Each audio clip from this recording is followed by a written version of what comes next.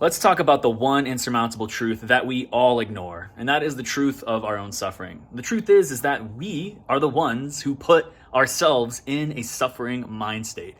We are the ones who cause our own suffering.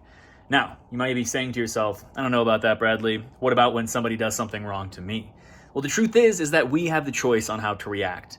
Now, if you're not skilled in meditation or mindfulness, you're going to get caught in a cycle of anger, hatred, aversion, potentially greed, and really just unpleasant feelings and mind states.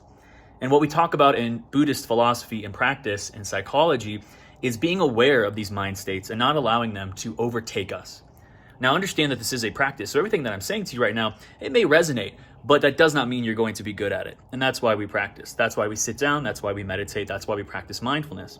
But once you take it a step further and you start understanding the scientific reasoning behind these things, the psychological reasoning behind these things become much more clearer. And that's why it's very important to also meditate while studying a practice or a path. So for me, that is Theravadan Buddhism. The Dhamma teaches that we suffer because of our attachment and our craving. Now, that doesn't mean that we can't have desires or emotions, but it does mean that we do not need to be attached to them.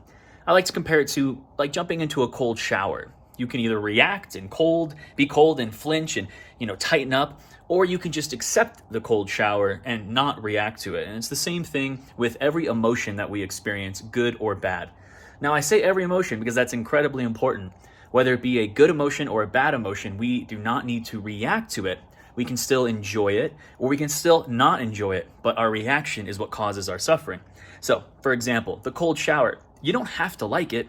You don't have to enjoy it. I do cold showers pretty often, and they're pretty uncomfortable.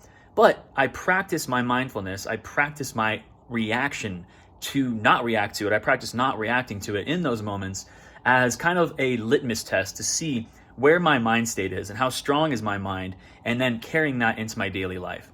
So again, just because something pleasurable happens or unpleasurable happens, we don't have to react. Something bad happens, we can just observe. Something good happens, we can just observe. I can still enjoy my ice cream cone, but what's important is that I don't hold attachment to my ice cream cone, and I want more and more and more, because that is what leads to our suffering.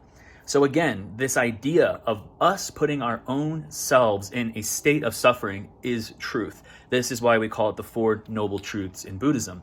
The truth of our suffering, the truth of the cause of suffering, the truth of the cessation of suffering, and the path that leads to the cessation of suffering. So understanding that it comes in different understandings and it comes in different waves when we start to practice these things. So again, if you don't believe what I'm saying to be true or you're critical of it, I encourage you to sit down, meditate on these teachings. I actually have a donation-based course that you can access on my TikTok page if you would like to learn more about what I'm talking about when it comes to the Four Noble Truths. And in that course, I pretty much give you lessons, but also meditations to follow along the way. And from there, you can kind of dive in deeper to this understanding. But listen to me when I say that this is the truth. And when you understand this truth for yourself on an experiential level, it'll completely change your life. So may you be well.